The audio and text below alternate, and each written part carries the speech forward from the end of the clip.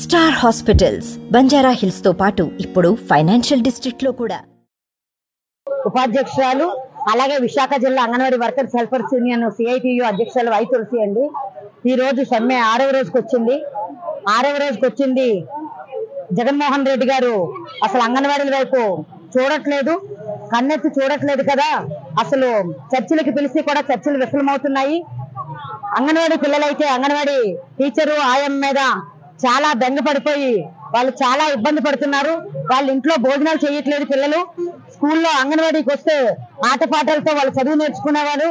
ఆ ఫ్రీడమ్ కూడా లేదు వాళ్ళకి ఇంట్లో. ఇప్పుడు పిల్లలందరితో కలిసి ఉండేవారు వాళ్ళు. ఇప్పుడు ఇంట్లో ఒక్కొక్కరే ఉంటున్నారు. అందువలన పిల్లలు బెగిలిపోతున్నారని చెప్పేసి నిన్నటి నుండి తల్లులు మొరపెట్టుకోవడంతో ఈ రోజు మా సమ్మె దగ్గరికే పిల్లలు కూడా రావడం జరిగింది. అంగన్వాడీ పిల్లలు కూడా జగన్మోహన్ రెడ్డి గారు ఇప్పుడైనా ఆ పిల్లలు ఆవేదనని అర్థం చేసుకొని అంగన్వాడీలకు వేతనాలు పెంచేటట్లయితే మళ్ళీ మేము విధుల్లోకి చేరుకుంటాము. విధుల్లోకి చేరుకున్న దగ్గర నా పిల్లల బాగోగులన్నీ కూడా మేము చూసుకుంటామని చెప్పేసి తెలియజేస్తున్నాము.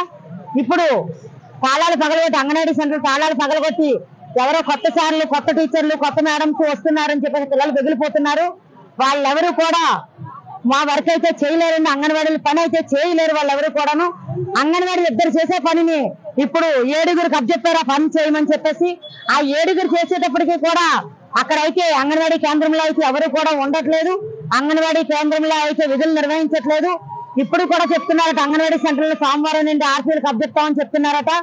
అదే కానీ జరిగేటట్లయితే అంగన్వాడీలు ఇంకా ఉద్రేకపూరితమైన సమ్మెను ఉధృతం చేస్తారని చెప్పేసి జగన్మోహన్ రెడ్డికి మరి ఒక్కసారి అంగన్వాడీల తరఫున హెచ్చరిస్తున్నామండి. ఇప్పటికైనా సరే చర్చలకు పిలుస్తారు. చర్చల్లోని కనీస వేతనం 26,000 రూపాయలు, అలాగే అంగన్వాడీలకు గ్రాడ్యుటీ అమలు చేయాలి.